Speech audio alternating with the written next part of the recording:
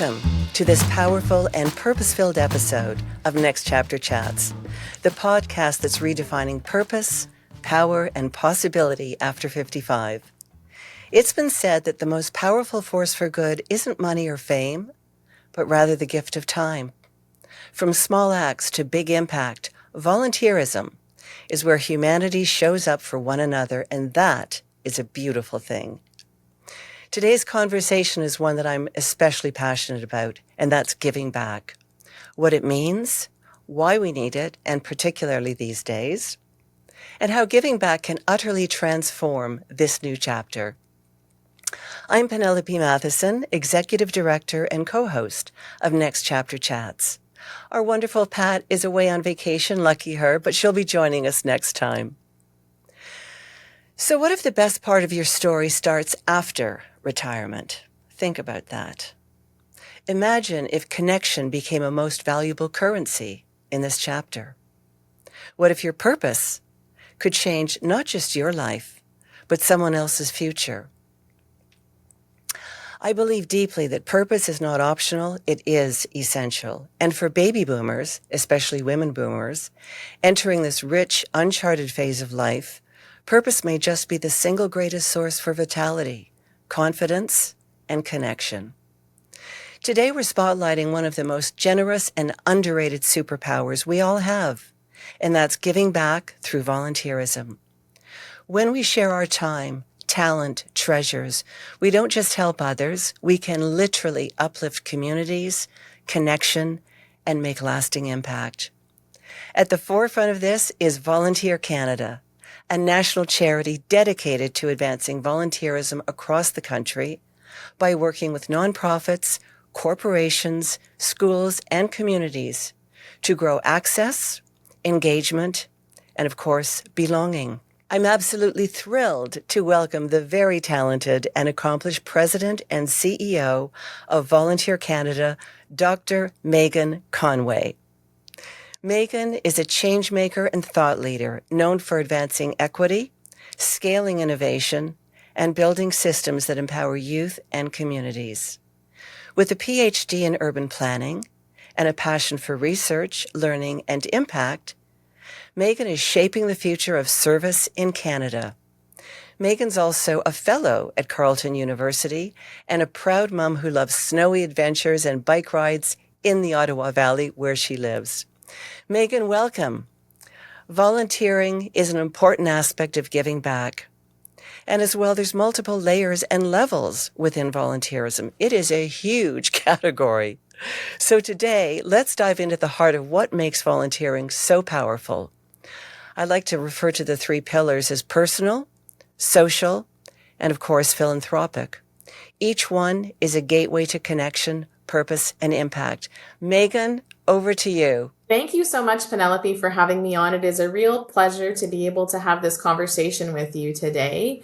I'm really excited to talk a little bit about this notion of giving back as a theme and to think about the ways that older adults and all individuals across the country can contribute their gifts and their talents in meaningful ways. I love the way you framed this conversation about thinking about connection and purpose, especially as you think about retirement or enter into retirement, because I think we have seen historically the ways that older adults in particular have given the most amount of time in this country. Exactly. So I think one of the questions you posed to me was just to think about what it means to give back. And I'd love I'd love to think about that a little bit more. But we often at Volunteer Canada refer to giving back as something that's a deeply personal and evolving act of participation. It's not just about formal volunteering, which we all think about in terms of showing up for community in various ways, but it's also about the informal ways that we as individuals contribute our time and our talent to maybe a neighbor or to a cause in our community that we think is important, or to helping an older relative that might need some help or connection. That poses a question. So in my mind, volunteering is on behalf of an organization, a nonprofit, a charity. When you say helping a neighbor, correct me if I'm wrong, but in my mind, that's not volunteering. That's just being a good neighbor. So volunteering isn't necessarily helping friends and family. It is Or is that my misperception? I think it's definitely often people often don't think about that as volunteering, but within the Canadian context, Okay. we talk about two different kinds of volunteering. We talk about formal volunteering that you've referenced, which is about volunteering your time to an organization or to a Hmm. cause. And then we talk about informal volunteering as more those acts of kindness or generosity that you might be Oh, I participating like that. in your family or in your neighborhood. So it's broadening a definition of volunteering and Yeah. enabling everyone to see ways that they themselves can contribute and participate. You know what I like about that also, Megan, is when you have formal and informal, for those who may not have consciously volunteered in the past, it's an easier introduction into this space. So to start small, baby steps, helping a neighbor, helping particularly, maybe you have an elderly neighbor with help with groceries or snow shoveling or things like that. 100%. Yeah, it makes it a small act of kindness or Yeah, generosity it makes as a sense. building block for individuals to think about the ways that they can participate in bigger ways of service in ways that matter for themselves. Um, Exactly. connected to that, one of the favorite experiences I've had in my work was when I had the chance to sit in conversation with His Excellency David Johnson, the former Governor General, and we were talking specifically, Penelope, about empathy as the root Mm, of connection and the ways in which we build that kind of connectivity in our yes. communities. And so that concept of how do we support one another to have empathy and use empathy as the basis upon which we then move from and act from, I think was a very powerful recommendation and reminder that he made to me personally about how we think about contribution. I love it. It makes a lot of sense. I think the other thing that I have found is because I have worked with all levels of volunteers, those new to it and those that are highly seasoned and serving on boards and also philanthropic. But in terms of anyone that's starting new, I would think one piece of advice that comes to mind is how does it make you feel? So when you have helped a neighbor, helped a friend, helped a school, how did you feel afterwards? I've never heard anyone not say it felt good. So that's another just prompt, I suppose. 100%. I often hear from volunteers that we work with or hear from that they started off in the act of volunteering because they thought that they were going to help the other. But in the act of service, what they realized was that they were really helping themselves. And I always reflect on the power of volunteering to contribute to that level of lift, both for others and for yourself. And so there's, I think, a lot of power in the potential that volunteering has on an individual level for sure. I absolutely love it. Megan, in your view, talking about time, talent, and treasures, in your view, are these equally valuable or is one more essential today? Time, talent, treasure. By treasure, I'm really inferring philanthropic treasure. Yeah, I think that's a really great question, Penelope. And I think um, we often like to think about what are the skills and gifts that individuals themselves have and can offer. And I Mm, think all of those pieces, time being, your ability to offer your time. Talent is a skill, so it's something you might be able to a unique apply. ability or a unique capacity that you might have. Treasure is often referred to as the financial contribution, and I think each of those are important. And I would say Mhm. that one isn't more important than the other. I think it depends on the context, They work and it together. depends on yeah, they work together and they depend. It really depends on what you have to offer. When I think about older women volunteers in particular and older women individuals, I think the power that they bring to the table is immense, right? So there is a Yes, huge amount of skill, there's a huge amount of wisdom, and a huge amount of emotional intelligence to lean in and solve complex problems. And I think that is a huge superpower, in my opinion. I love that. So what would you say to someone who says they don't feel as though they have enough? They don't have enough time. As women, we know that. They might they might not recognize that the talents that they have are applicable to so many other locations. And financially, there's no obligation as a volunteer. No. And I think one of the things we look at Volunteer Canada is like what are the cultural or systemic barriers that are preventing people Mm, from participating. And so yes, I think there is an opportunity to address some of those systemic barriers more collectively. And I think there's a role for government and workplaces and organizations to think about, am I making it easy for people to contribute and participate in my community? So I'm flipping your question yeah, a little bit, Penelope, because I think sometimes there are inherent barriers that folks face, and I think we have to work collectively to address those. So if I'm maybe on a low income and I have, concerns about how to get to and from a volunteering opportunity, exactly. you know, that is a challenge, and I would encourage individuals to have honest, if it's possible to talk honestly about those barriers with a potential Yes. volunteer organization. But I also feel like if an individual does the honest reflection around what it is that they have the capacity to give, there's lots of examples, and oftentimes individuals can act and be of service from the comfort of their own home if they're computer savvy. There's a broad number of ways people can think about giving and participation, and it Hmm. doesn't have to be overly time intensive or overly formal. It really is about what is of interest to you, where do you have skills or a connection, and how do you want to grow that in meaningful ways that will support you in what you're wanting to grow and contribute to Mm, at this moment in your life. that makes sense. Let's talk about systemic barriers. Language comes to mind. You just brought up another one, economics, transportation. Mhm. If it's a $12 commute, and that's just not in the budget. So how do we address some of those? Are there resources?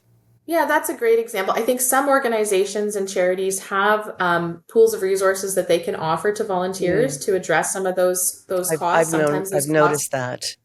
yeah, sometimes those costs are they stack up, and they're ones that I think matter. And I think it's important to have an honest conversation as a volunteer with that Hmm. organization to say, hey, I'm not sure if it's possible, but this is what it costs me to participate. Is there any way that we can negotiate around a solution? And many charities are able to do that.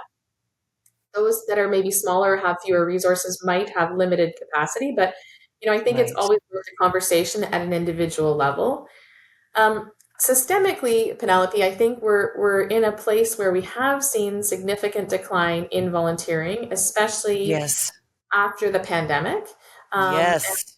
I would say there are some concerning trends that are the alarm bells at present that we need to pay significant attention to.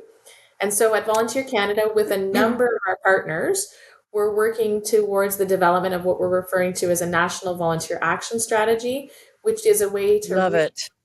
and modernize volunteering for today's current day.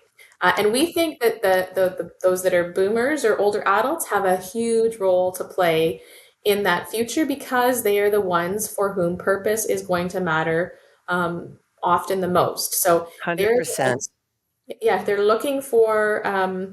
We hear from from individuals and from organizations across the country that older adults are really looking to feel a sense of connection, like you identified, and they're looking to feel a sense of welcome and belonging, and that volunteering offers the opportunity to do that. One of the things we hear about is that older adults, like many other demographics, do not necessarily know where to participate. And I Hmm. think that's a problem we need to be Or collective, how?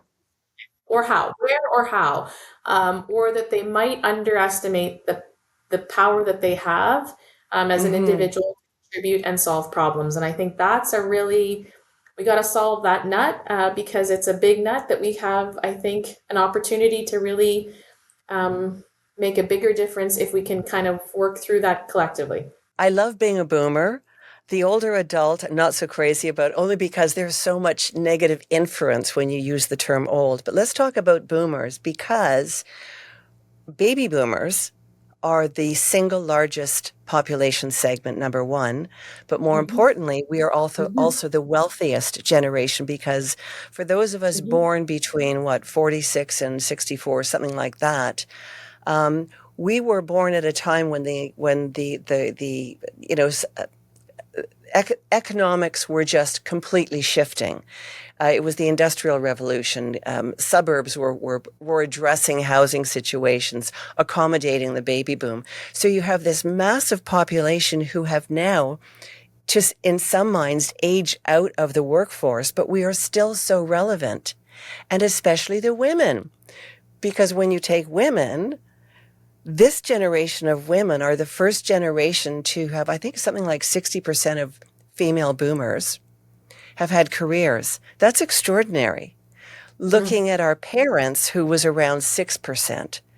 So when you have mhm. that capacity, we are, which is why Pat created Next Chapter Chats, literally, so we could carve this pathway forward for baby boomers. We're in this together. We are in uncharted territory. So how can we make the most of this next chapter with boomer women who are vibrant, well educated, accomplished? They have skill sets. They might also be caregiving, so that can eat into time. But this is a powerful, powerful demographic. And I feel as though the world has not really looked at us in that light. They've looked at us in the older light, as opposed to they're boomers and they're beautiful and they're powerful and they're energetic. How can we use them? And how can we influence next generations? Yeah, I love that framing, Penelope, because I think it is spot on. I think some of what we've heard anecdotally is this notion between the third quarter, like differentiating between the third quarter of your life and the fourth quarter of your life, and how your gifts Yes, and skills differ yes. in those two quarters. And that there are, I think, there's a huge opportunity for folks who have time and talent and who have done so much in the workforce to really Mm, build a broader purpose agenda as folks make the transition to retirement.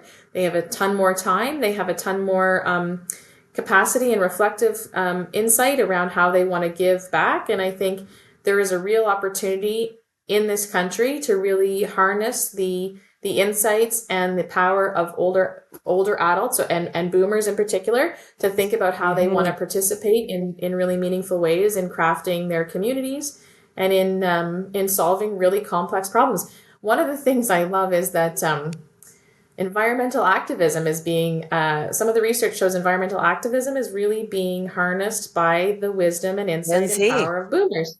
And I Hmm think that's a really interesting, they grew up in the 60s, maybe when there was like, more activism in sort of in society, and they're harnessing some of that activism, interest, and thinking to come forward and say we've got problems on our hands in terms of the economy, Yeah. and they're showing up in those ways, which I think is really refreshing, Penelope. So I think that's an example from research that we see around ways in which boomers are showing up in Yes. powerful, connected ways. Lots of other examples, I think, of how boomers have capacity to change and solve problems. So that's one of the things So we let believe at us. Volunteer. Yeah, exactly. Yeah, it's around creating part of what we talk about, and we work with a network of volunteer centers across the country. And I would just underscore that those organizations exist in many communities, and I would encourage individuals to connect with those organizations if they're interested or curious about ways that they can contribute. Often that's a great spot to go to as a Agreed. resource, as a first place to sort of check in and say, hey, I'm interested in X, Y, or Z, and I'd like to learn more. That's an opportunity. Yeah. One of the things I just wanted to kind of circle back to here, Penelope, is our organization tracks data, and I know data can sometimes be overwhelming, but one of the trends we're noticing is that actually older women have not returned to volunteering in the same ways post-pandemic as it was pre-pandemic. And I just wanted to kind of So draw I that just want to out. qualify that. I just want to, sorry to interrupt. When you say older women, because this is sort of, boomers are in their, 60s, 70s, 80s. So We it's would it's it's a we large it's a large area. So when you say older, are I you do mean talking boomers in that instance. I do mean boomers, the okay, all boomers. All right. 65 all boomers. So that kind of the demographic of 65 plus, so to speak. is Okay. they haven't returned post pandemic in the same ways. Why do you think Men that more is? so. Yeah, it's an interesting question. Men have come back and are volunteering. Women are not volunteering at the same rate that they were pre Hmm. pandemic. And my Do you know curiosity, I why? don't.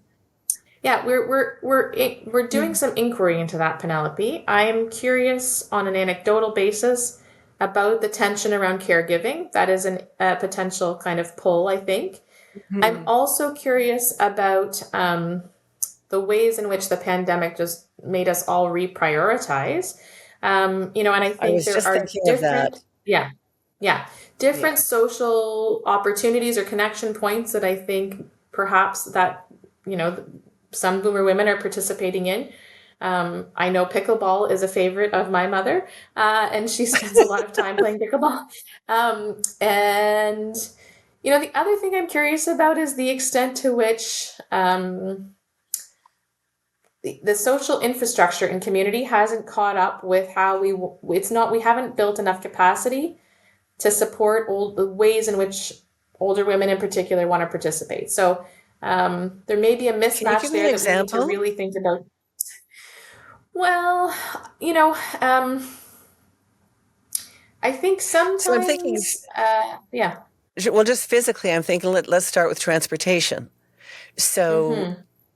when I think of older, I'm sort of thinking, older. Older to me is a mindset. But, at a Yep. certain age, you might give up your driver's license. I know my mom did at a certain age, and my mother-in-law did at a certain age, and that just seems to be a pattern. But that was in their 80s.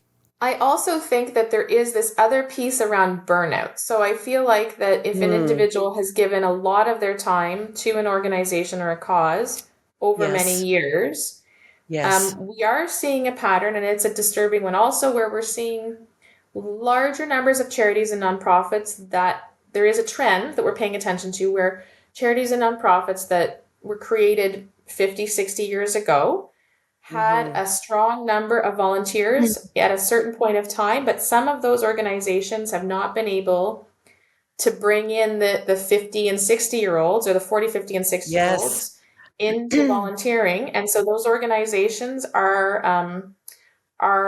falling by the wayside, which is a problematic trend, right? So we're seeing the closure of some of those charities and nonprofit groups because of Hmm. their inability to make connections with either younger boomers or those working adults who are working still. So I think there's a trend there that is worth paying attention to also around the closure of charities Yeah. and groups that have played vital roles in our community, whether they're arts and culture, whether they're sports and rec. So there's a burnout piece where you've given a lot of time and you just don't have the time, or you're feeling frustrated that you haven't advanced your organization's cause enough, and or the organization has had challenges around capacity building and hasn't been able to recruit younger volunteers or those new retirees who have a lot of passion and interest. And so in those instances, I think there are some challenging sort of data points around closures and whatnot that then Hmm. become a bigger challenging community. So, Megan, I was thinking about that because I have been serving on boards, nonprofit boards, for over 20 years, and both medium-sized and large-sized nonprofit boards. But I have also noticed some changes over that time, and the changes that I've noticed and it's probably a lot to do with there seems to be fewer philanthropic resources and yet more charities. So leaner budgets, that's certainly number one. But what I'm seeing in terms of, we call them working boards, when we see that, I'm seeing that there are more working boards, particularly in smaller and mid-sized organizations. So the board members are really putting in a significant amount of time and skills and assets. And so I think one needs to be prepared for that. But there's another side to it as a seasoned board member, which I love doing. But the other side is there also has to be something in return. So am I learning? Am I loving what I'm doing? Am I being engaged? Am I, sharing this with others? So it's, I think that, I think that to offer that level of service, boards also need to be upfront that, we're doing a new strategic plan, so we'll be looking at another, 10 to 15 hours a month. Do you think that that might be a bit of a deterrent? I wonder about that, about I'm curious about that because my gut sense, Penelope, is that actually boomers are not just they're not dissuaded, or they're not discouraged by hard work or time. I God, think no. it's when there might yeah, no. I think it's when there may be a mismatch between expectations and reality, right? So I think it's really I wasn't incumbent just on referring to boomer board members, by the no, way. no, it's I think you're right. I think just so that there's some clarity for audience members, some of the trends that we see are younger people participate in Yes. larger quantities. So more young people come out, but they come out for episodic participation or volunteering. So they might do a couple of Okay. things and they do it episodically. You do see a Okay. decrease in folks who are in sort of midlife, like the 20 to 55, 60-year olds, often Hmm. because they're in. I have two little kids myself. Family mode. I'm family mode, so we're in family mode at this point. So we often participate. We're not as great of participators. Then you see a big upswing in older adults who have more time and tend to give much more time. So that is the demographic. Boomers and older adults tend to give much more time to causes and community issues. So I think that's an important distinction. I think the piece you mentioned about how much work is it actually going to be, I think is a really relevant one. And it doesn't just impact boomers, it impacts all volunteers. And Sure. so, I mean, one solution I see organizations implementing are things like micro volunteering, or what I would love, one of the things What I is love is micro also this. volunteering? Yeah, and some organizations have the capacity to enable this, but it's like you only have 10 minutes. What's the small 10-minute task you might be able to do from home or in a small way? And so it's really about Seriously? plugging in. Yeah, seriously. And 10 minutes Wow. might be a small amount, but an hour. So like what's the small thing you can Okay. do? And you don't have to be a returner or a repeater. You can just hop in and out, right? So one of the things we And you could hear do is it this. virtually. You can do it virtually often, right? So, and you might have a skill set around accounting or data management or customer service or marketing or whatever your skill set is. Can you jump in and solve a small problem in a skills based way virtually? I think that's a great example. The other thing that I love Mm. as a solution is group based volunteering. So I love the idea of, and I don't know about you, Penelope, but I have personally been in a situation where I have committed to something, right? But that something starts to feel onerous. So this notion of Wednesday night, See, that's never happened to me. every Wednesday night from 6 till 8, thou must dot dot dot, right? So we know that for charities and nonprofits who are in a service industry like a food bank, they must have volunteers ready and able to participate. Exactly. So there's a tension. But one of the solutions in this, in my opinion, is group based volunteering, where you and a couple of your pals say, okay, we're going to either do it in split shifts, or we're going to do it in a team, I or love one of us is this. going to, yeah, one of us is going to do it this I Wednesday, love but you're going to do this. it next Wednesday. Yeah. And maybe we'll go out once a month or once every couple months and we'll have lunch and we'll talk about what we're learning and how it's Yeah. working and all of those things. So it's about This is how do like you the make it. buddy system. It's the buddy system. How do you make it I fun? like And so it. that individuals don't have that feeling of like, I have been there myself, Penelope, where I've said yes, but I'm really a no. Do you know what I mean? Like, where Oh, it's, I know. I've lived it. we've lived it. So it's an opportunity to spread out that sense of participation and commitment in ways that make it more manageable for everyday people who have life challenges and who don't also want to let the charity or the nonprofit down. I think I just had a little bit of an aha moment there when you mentioned the buddy system. What a great way to get into an organization. You know, three or four girlfriends go collectively and say, you know what, let's help this woman's shelter. Let's volunteer at the food bank. Let's see if we can help out at the hospital and pediatrics or seniors care. That is a great way, because sometimes people just don't have the confidence, the wherewithal, they're not initiators, but in a group, they thrive. Not everyone Mhm. is as independent as some others. So A I hundred love that percent. idea. And And it's sometimes we fun. talk, it's fun. I think we have to make it much more fun for individuals. Yes. And I think we have to, this is where there's a bit of a crunchiness in our overall collective capacity. What we believe is that individuals want to, we don't have a crisis of generosity, we have a crisis of capacity. So we know Mm, individuals want to contribute, we know well said. individuals want to go. And yet we also know that organizations need more resources and supports to make it easy for that to happen. And so I Yes. think that's where there's a tension point that as a country we have an opportunity to solve. And I think we need to work together to talk about why participation is really important, and it's important throughout the lifespan. I think this notion that you're only relevant or have important insights up until a certain age is just nonsense. I think we have to find ways that everyone can contribute and participate in ways that matter, and that notion of making it fun and easy, I think, are really central to how we need to think Yeah. about reinvigorating volunteering across the country. Do you know what? I love that, Megan. I'm a big believer in aging well. I want to be Mm-hmm. vibrant until the day that I'm expiring or moving on, transitioning, I believe it's called. Mm-hmm. I want to be Mm-hmm. vibrant right up until that day.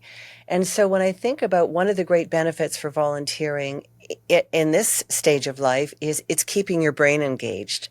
That Mm-hmm. is huge. So it's feeding purpose, but it's also feeding your mind and your soul. There are Mm-hmm. so many powerful benefits to volunteering, to giving back. So, and you just pointed out something else a little while ago, and that is if you're not mobile, you can probably do something virtually. There's lots of phone work in Mm-hmm. terms of following up, thanking donors, Mm-hmm. looking for donated items for an event. There's all sorts of things that people can do without literally physically having to leave their home. A hundred Yeah. percent. And I often, one of the other things I often remind folks about is that you really cannot leave your house and or you can't exist in the world without your life being impacted by the work of a volunteer. And so we often, I Thank think, you. That's beautiful. we often forget about the ways in which volunteers are contributing to our communities. And so part of our organizational mission is really to help lift up and recognize and celebrate the impact that volunteers are making. And so I just want to remind folks that, you know, I would really challenge anyone to say, nope, I've never been touched by a volunteer. Because if you think about it, there's been lots of examples where your life has been, and often in some of our hardest moments are when volunteers show up to Mhm. help.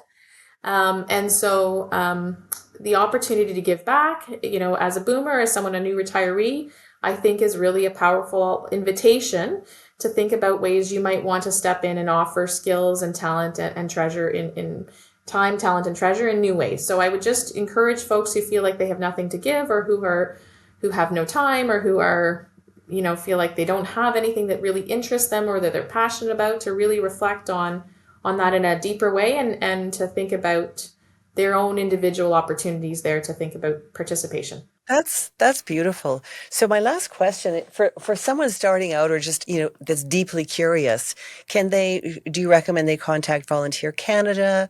They can also reach you through Next Chapter Chats, but how would people go about that?